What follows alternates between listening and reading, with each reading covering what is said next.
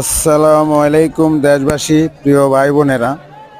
দেখেন, আজ কোনাবাড়ি গাজীপুর কোনাবাড়ি অঞ্চলে মিল কারখানা গার্মেন্টস ফ্যাক্টরি বন্ধ দেওয়ার ঘোষণা হয়েছে। সুতরাং কিছুগুলা মিল কারখানা বন্ধ দেয় নাই বিদায় অনেক গার্মেন্টস শ্রমিকরা দেখাতে বিক্ষত মিছিল ইসরায়েল বিরুদ্ধে আমাদের মুসলিমকে হত্যা করার জন্য শিশু ছোট। আমরা চাই সকল গার্মেন্টস মালিকদেরকে একটি মেসেজ দেওয়ার, যেন সকল যদি গার্মেন্টস বন্ধ করানো ঘোষণা হয়, আপনারাও ঘোষণা শ্রমিকদের বের করে দেন।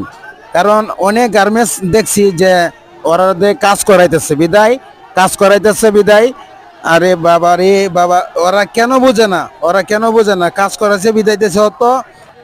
ওরা উচিত যে মালিকদের বোঝার উচিত যে দেশের পরিচিতি ভালো না, সুতরাং ওদেরকে সেটা তো এটা চলে না।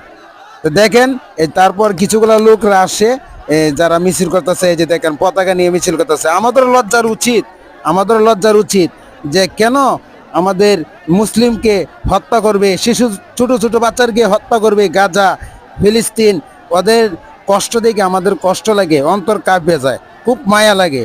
তাই বিদায় আমাদের গাজীপুর, ঢাকা, সারা বিশ্বে, বাংলাদেশে আতঙ্ক হয়ে গেছে যেন এরকম।